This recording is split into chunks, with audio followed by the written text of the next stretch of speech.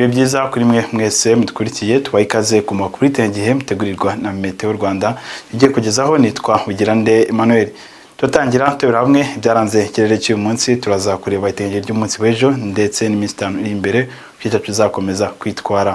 Dore uyu munsi ku masaha ya mu gitondo twaramukanye ibihe by'umucyo. Ni nako ku masaha yo kugicamunsi ikirere cyacu cyaranzwe n'izuba ryiganje ahenshi mu gihugu.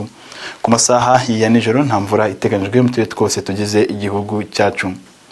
Dukomeje n'umunsi w'ejo ku itariki ya mbere Werurwe 2025 hateganyijwe umuyaga uringaniye ushira kuba mwinshi. Ukaza ufite umuvuduko uri hagati ya metero 4 n'umunani ku segonda. Icyerekezo cy'umuyaga uzaba uhuha uva mu ntara y'Iburasirazuba werekeza mu bindi bice bigiye bitandukanye by'igihugu cyacu. Ku masaha ya mu gitondo nta mvura iteganyijwe mu turere twose tugize igihugu cyacu. Duhereye mu ntara y'Amajyepfo mu gihe igipimo cy'ubushyuhe bwasitanjwe ku masaha ya mu gitondo kizaba kiri hagati ya degree Celsius 14 na 15. Kimwe n'intara y'Iburengerazuba naho ku masaha ya mu gitondo nta mvura iteganyijwe mu turere twose tugize iyo ntara. Mu gipimo cy'ubushyuhe bwasitanjwe kizaba kiri hagati ya degree Celsius 9 na 17. Mu ntara y'Amajyaruguru naho ku masaha ya mu gitondo tuzaramukana ibicu byiganje bidatanga imvura. Mu gihe igipimo cy'ubushyuhe bwasitanjwe ku masaha ya mu gitondo kizaba kiri hagati ya degree Celsius 13 na 15. Mu ntara y'Iburasirazuba naho ku masaha ya mu gitondo nta mvura iteganyijwe mu turere twose tugize iyo ntara.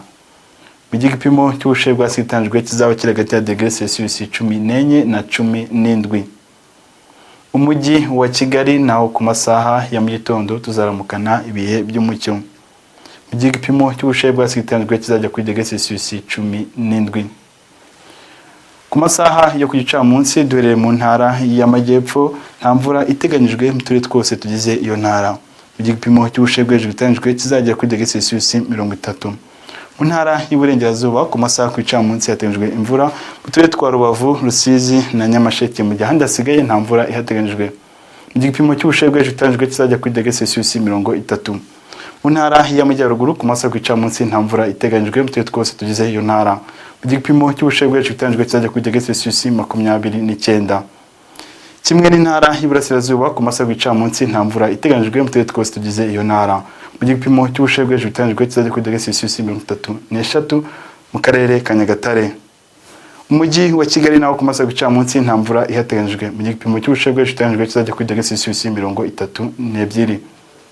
Dukomeje n'iminsi 5 iri imbere ubwo no guhera ku munsi w'ejo tukajya ku itariki 5 Werurwe 2025.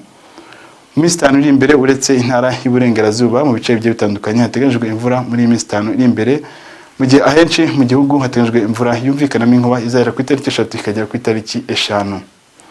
Reka dusoze tubabwira yuko ku munsi w'ejo izuba rizarasa ku isa 12:06 za mu gitondo rikarenga ku isa 12 z'umugoroba n'iminota 21.